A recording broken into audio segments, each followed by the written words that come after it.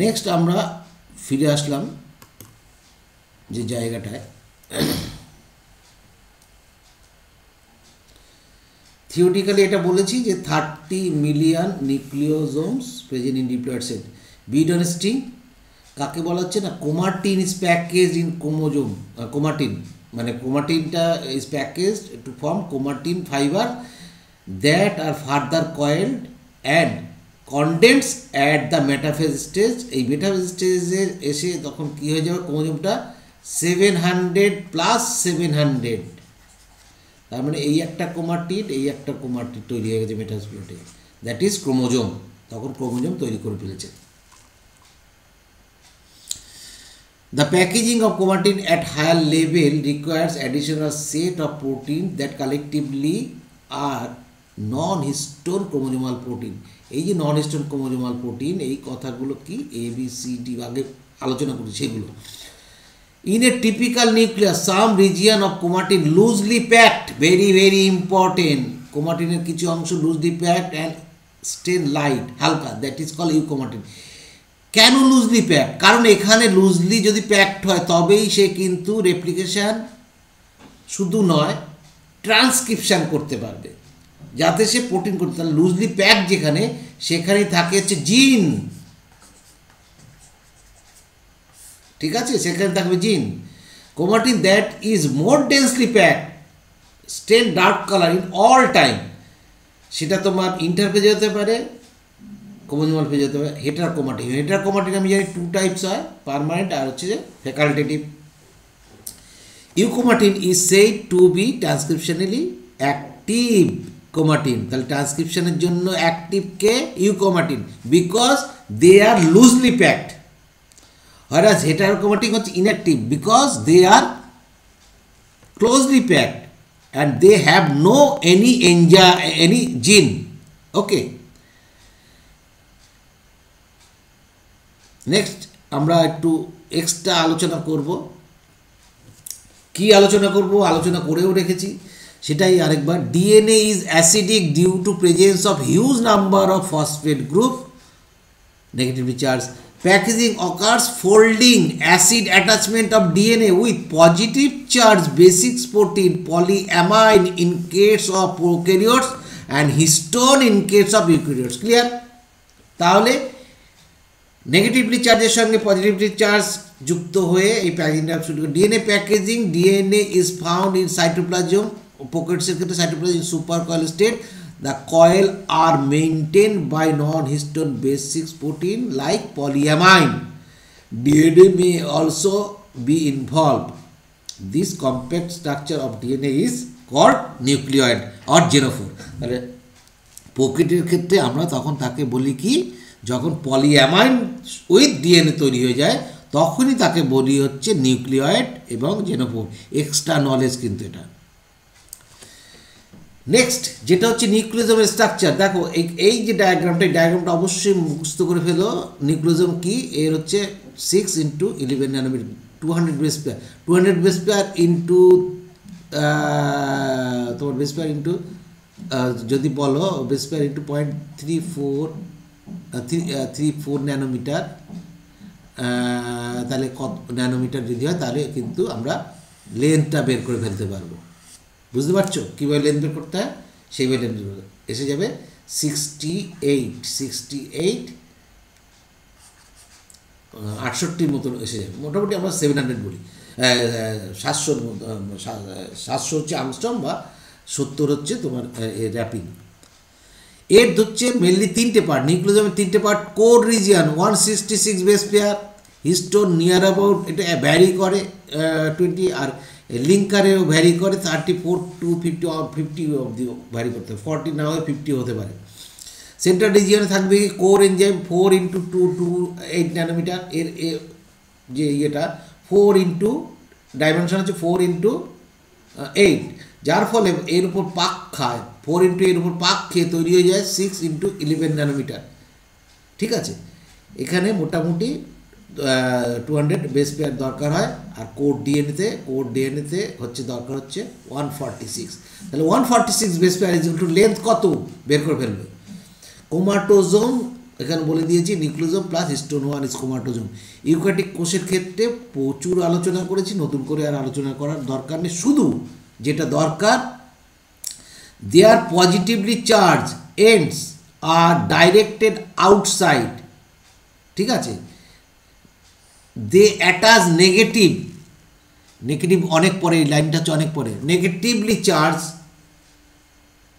Stat DNA, তুমি নোটে পেয়ে যাবে। এগুলো ডিটেলস কিন্তু আমার সমস্ত কিছু এখান থেকে এইটুকু অব্দি আলোচনা করা হয়ে গেছে একদম সব। এখানে যেটা extra point, very very important, non histone chromosomal proteins are 3 type, 3 রকমের হতে পারে। কোথায় কোথায় থাকে? স্ক্যাফোল্ড, এইমাত্র দেখালাম structure non histone protein. Functional non histone protein কোথায়? ডিএনএ পলিমারেজ, আরএনএ পলিমারেজ, দেখো এগুলো এনজাইম, অথচ non histone protein. DNA dependent RNA polymerase, RNA dependent DNA polymerase, DNA dependent DNA polymerase, all are non histone proteins. Regulatory non histone protein কোনগুলো? High mobility group of protein, এগুলো হচ্ছে কি negatively, এগুলো হচ্ছে histone positively charge, যেগুলো হচ্ছে negatively, sorry non histone protein. High mobility group থাকবে হচ্ছে কোষের ভেতরের, এবং কোষের ভেতরে থাকে, এবং এরা কি মেমব্রেন ট্রান্সপোর্টের সময় পজিটিভলি নেগেটিভলি চার্জের জন্য কাজ করে, জিন এক্সপ্রেশনও বিশেষভাবে কাজ করে, ঠিক আছে। এইটুকু গেল, আমরা একটু আগে যাই। এটার সম্বন্ধে আমরা ডিটেলস পড়েছি। এবার এটাকে আমরা যদি ভাঙি তাহলে কী দিয়ে ভাঙবো? নিউক্লিয়াস এনজাইম, এন্ডোনিউক্লিয়াস এবং এক্সোনিউক্লিয়াস, দু ধরনের এনজাইম হয়। এক্সোনিউক্লিয়াস বাইরে সাইড দিয়ে কাটে, আর এন্ডোনিউক্লিয়াস ভেতর দিয়ে কাটে। তাহলে এগুলো কাটছে, কেটে কেটে পার্টে নিউক্লিওজোম তৈরি করে দিচ্ছে। একবার দেখো বিটস অন স্ট্রিং অবস্থায় আছে, পরবর্তীতে পার্ট পার্ট করে কেটে আমরা এভাবে করতে পারি। আর যেটা এখানে ডায়াগ্রামে যেটা দেওয়া হয়েছে সেটা ভেরি ইম্পর্টেন্ট, লুপ কীভাবে হয় 300 ন্যানোমিটার, সেটা এখানে দেওয়া হয়েছে। আর এখানে যে 11 ন্যানোমিটারের মধ্যে সবচেয়ে বেশি wait car?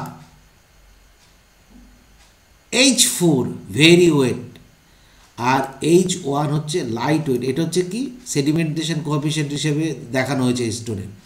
Basic arginine protein, arginine and lysine protein positively charge bind to phosphate group, এই যে কথাটা বলা আছে ভেরি ইম্পর্টেন্ট লাইন। এবং কিছুক্ষণ আগে যখন দেখালাম 30 ন্যানোমিটার থেকে যখন 300 ন্যানোমিটার, এটা 300 ন্যানোমিটার তৈরি হয়েছে, তার সঙ্গে যে নন হিস্টোন প্রোটিন যুক্ত হয়েছে, মুভিতে দেখালাম নন হিস্টোন প্রোটিন, এই নন হিস্টোন প্রোটিন লাগে কিন্তু ডিএনএ কয়েলিংয়ের সময়, প্যাকেজিংয়ের সময়।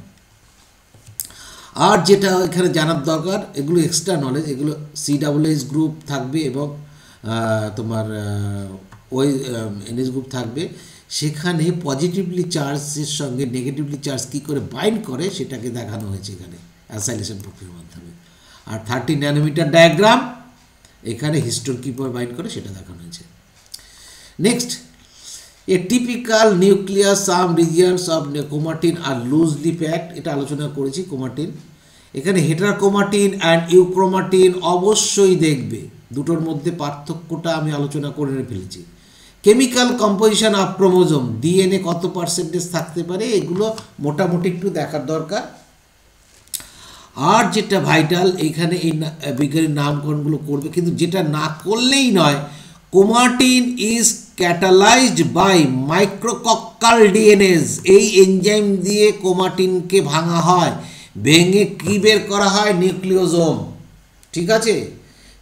ক্রোমাটিনকে ভেঙে পরপর নিউক্লিওজোম 200 বেস পেয়ার যুক্ত নিউক্লিওজোম স্ট্রাকচার, যাকে বলা হয় ইউনিট অফ ক্রোমাটিন। তাহলে ইউনিট অফ ক্রোমাটিন কাকে বলা হয়? নিউক্লিওজোমকে বলা হয়, মনে রাখো কিন্তু ভেরি ইম্পর্টেন্ট, মাইক্রোকক্কাল ডিএনএস। তাহলে এই মাইক্রোকক্কাল ডিএনএসটা ইউজ করা হয় মাইক্রোককাস থেকে।